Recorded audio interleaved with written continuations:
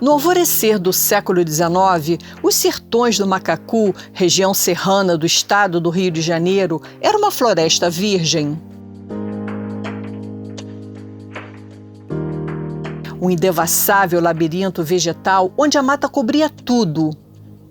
O sol mergulhava os dedos luminosos, penetrando apenas oblíquos jorros de luz catedralescos. Quem por ali se atreva, tranca-se no mais tenebroso labirinto.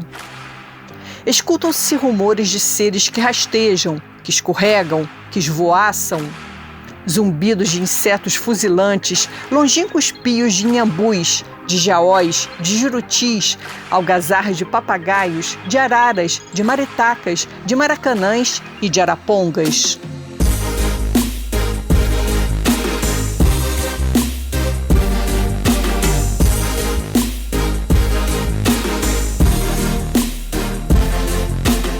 Perfumes de folhagens, de flores, de cascas, de resinas e hálitos de galhos e troncos putrefados que estalos se esfarinham sob os pés, inumando-se no próprio ventre da floresta.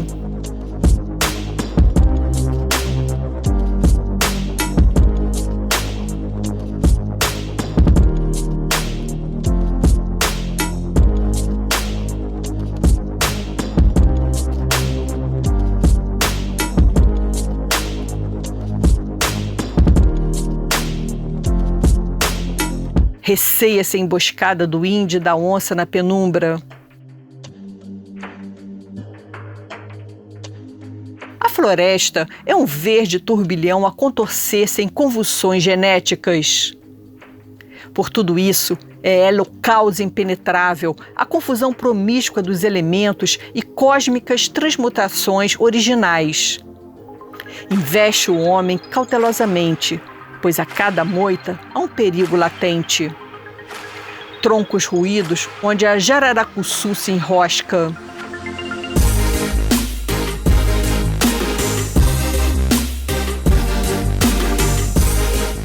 Folhas e espinhos que queimam. Entre nela o inexperiente incauto e logo verá toda a agressividade com que o repelem. Não são os grandes troncos, os altaneiros gigantes que o amedrontam, mas a raia miúda, solerte e vigilante. Tudo se atira contra o violador intruso que ali vai perturbar o equilíbrio ambiental de milênios. Armas invisíveis investem de todo lado e terrivelmente acossam o invasor.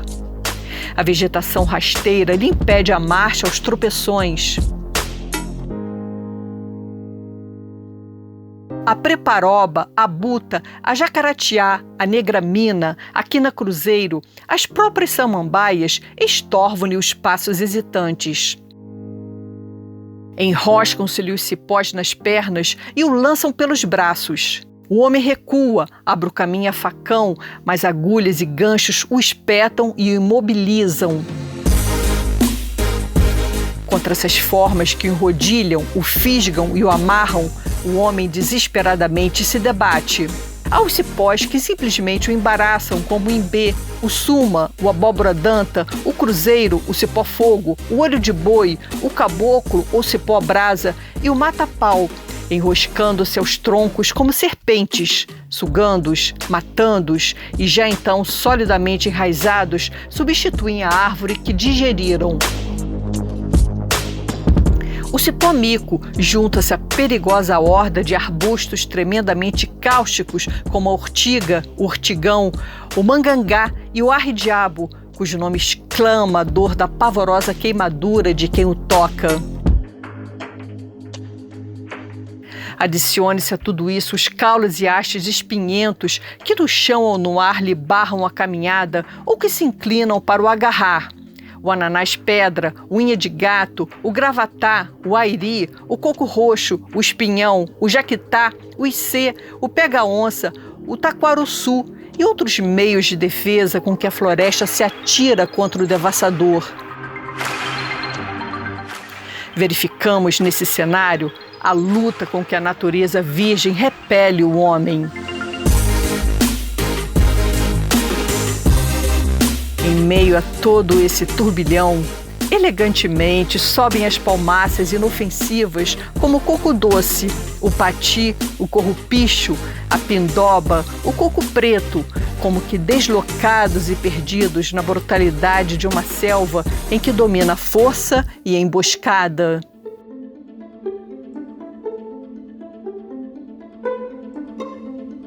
Ai do desprevenido que se aventure nessa floresta. Para todos os lados que se vire, é a mesma agressividade inelutável, os mesmos aspectos que se repetem e o desorientam, a mesma fereza do matagal que o rodeia, o ataca e o encarcera. Ai do prisioneiro da selva!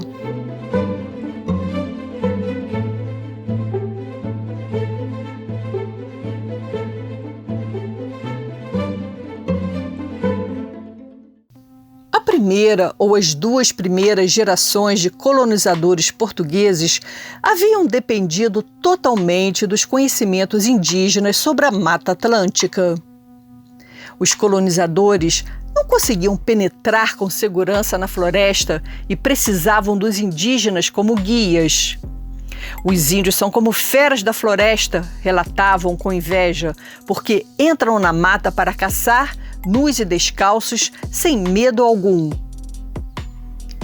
O Brasil deve o seu nome a uma árvore, o pau-brasil. Trata-se de uma madeira corante chamada pelos tupis de ibirapitanga, árvore vermelha. Os portugueses já chamavam de pau-brasil. No primeiro corte, o cerne do tronco exibe um brilho dourado e depois se torna vermelho alaranjado brilhante. Quando mergulhado na água, torna-se violeta avermelhado. A crescente demanda europeia por corantes e tintas fez com que durante séculos o pau-brasil fosse extraído da colônia, levando-o quase à extinção.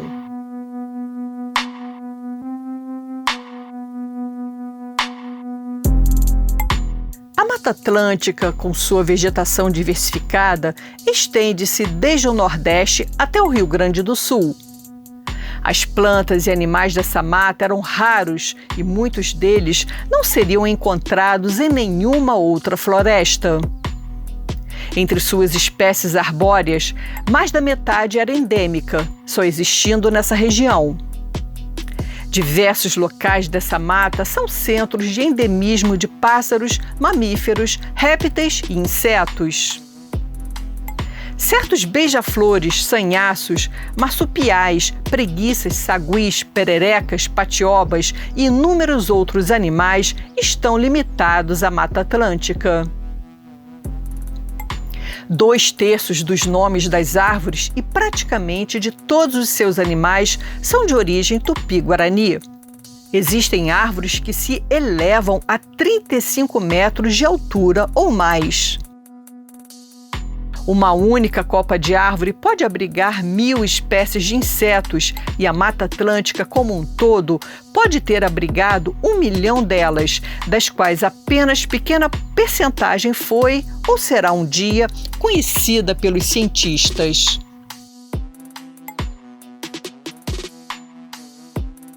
A maior parte da Serra Fluminense, com suas vastas florestas primárias do tipo mesófila, características do bioma conhecido como Mata Atlântica, foi poupada do cultivo comercial da cana-de-açúcar até o início do século XIX.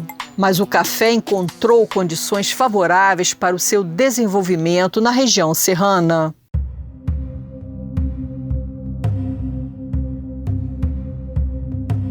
Os sertões do Macacu, como era conhecida a Serra Fluminense, era situado na parte setentrional do Vale do Rio Paraíba do Sul.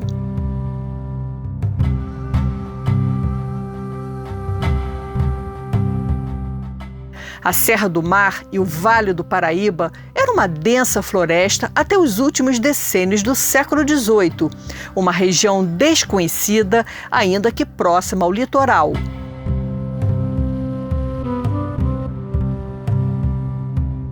Compreendia toda a vertente interior das serras da Boa Vista, dos Órgãos, Macabu e Macaé. Seu desmembramento vai dar origem aos municípios de Cantagalo, Nova Friburgo, Cordeiro, São Sebastião do Alto, Itaucara, Carmo, Sumidouro, Duas Barras, Bom Jardim, Trajano de Moraes, Santa Maria Madalena e Teresópolis. A Carta Topográfica da Capitania do Rio de Janeiro de 1767 indicava ser um sertão ocupado apenas por indígenas.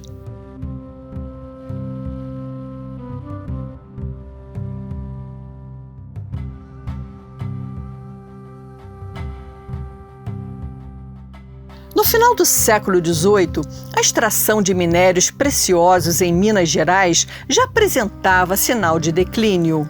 Originário da capitania mineira, Manuel Henriques, conhecido por Mão de Luva, atravessa o rio Paraíba do Sul e se dirige com o seu bando para os sertões do Macacu. O motivo para penetrar nesses sertões era a garimpagem do ouro de aluvião nos rios Grande, Negro e Macuco e seus afluentes. Ao abrigo da floresta, pôde lavrar ocultamente durante muitos anos pintas de ouro na região.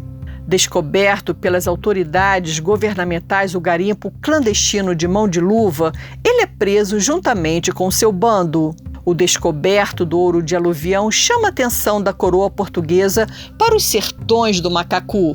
Foi instalada a Casa de Registro do Ouro, distribuindo-se datas de terras aos que quisessem faiscar, recebendo a coroa portuguesa o quinto, ou seja, 20% do que fosse extraído da garimpagem. O povoamento dos sertões do Macacu se dá inicialmente a partir de 1786. Esse descoberto atrai inúmeras pessoas provenientes do Rio de Janeiro, de Minas Gerais e da Baixada Fluminense. Porém, no decorrer de alguns anos, verifica-se que o ouro extraído mal dava para pagar os oficiais e os soldados do registro, e o próprio governo desinteressa-se da mineração. O povoamento daqueles sertões tem continuidade com a distribuição de sesmarias para indivíduos que tivessem condições econômicas de explorar a terra, que se traduzia basicamente em possuir escravos. As sesmarias, distribuídas gratuitamente, possuíam uma extensão de 400 alqueires, tendo como obrigação pagar tributos ao governo.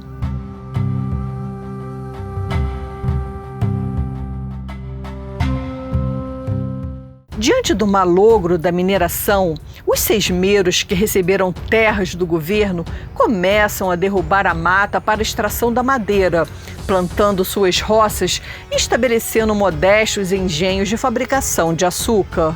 Era um primeiro passo para a exploração da terra. São derrubados os primeiros gigantes da floresta como o jacarandá, o pau-rosa e a ipecacuanha. Nessa região de encostas íngremes e planícies apertadas, pouco açúcar é produzido e raro o gado. Dedicam-se mais ao plantio de milho e, secundariamente, das culturas de feijão, mandioca e na criação de galinhas e de porcos. Esses produtos eram exportados para o Rio de Janeiro através de tropas de mulas que desciam a Serra da Boa Vista até atingir o porto fluvial de Porto das Caixas, hoje no município de Itaboraí. Daí seguiam em barcos pelos rios Macacu e Caceribu, que desagam na Baía da Guanabara, navegando rumo ao Rio de Janeiro. Os sertões do Macacu ganham o predicado de município em 1814, com a denominação de São Pedro de Cantagalo.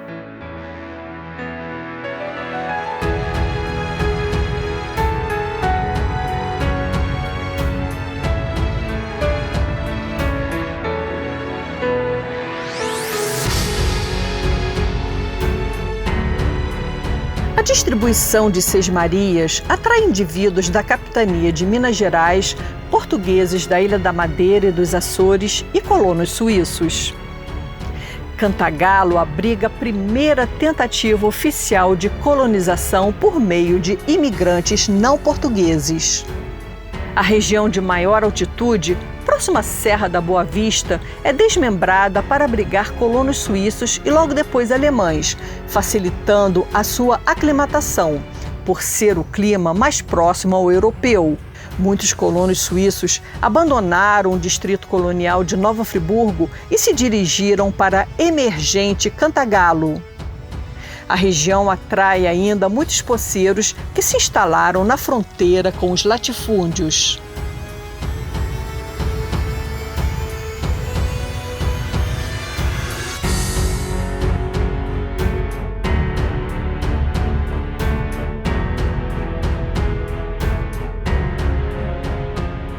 Nos primeiros 20 anos após a independência, o Brasil atravessa dificuldades econômicas. O açúcar de beterraba introduzido no mercado mundial precipita o Nordeste em uma crise e a produção algodoeira norte-americana conquista os mercados, antes sob o controle do Brasil. No horizonte, uma esperança se aproxima: o café, que irá substituir o açúcar e o algodão na exportação. Trata-se de uma pequena árvore da família das rubiáceas, nativa da Etiópia. Tal como o século XVIII havia sido para o Brasil o século do ouro, o século XIX será o século do café. Em poucas décadas, se tornaria o principal produto de exportação do Império Brasileiro. Para a Mata Atlântica, entretanto, a introdução desse arbusto significaria uma ameaça. A Serra Fluminense foi mantida até o século XIX como uma das mais selvagens e desconhecidas regiões, ainda que próxima do litoral.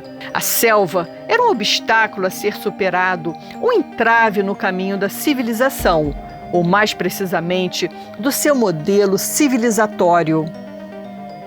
Naquele momento, a ideia de civilização passa a ser confundida com a necessidade de conquista e sujeição do mundo natural. Remover a floresta significava uma espécie de símbolo da construção do mundo civilizado. Para o colonizador português, preparar o solo para a lavoura significava derrubar toda a floresta, abrindo espaço para a implantação de culturas. Na tradição agrícola europeia, as áreas cultivadas deveriam constituir-se em campos abertos com solos limpos. As práticas agrícolas de pequenos poceiros livres e pobres assemelhavam-se às desenvolvidas pelos grandes fazendeiros, com a diferença de que eram implementadas em áreas menores. Esta oposição entre agricultura e floresta foi uma marca do processo civilizador na região serrana, contrastando com as práticas desenvolvidas pelos indígenas que habitavam aquela área, como os povos Puri e Coroado. Um novo produto de plantation tropical iniciaria um assalto sobre a densa cobertura florestal, situada sobre o relevo dos mares de morros do Vale do Rio Paraíba do Sul. O café, subidor de morros e destruidor de florestas.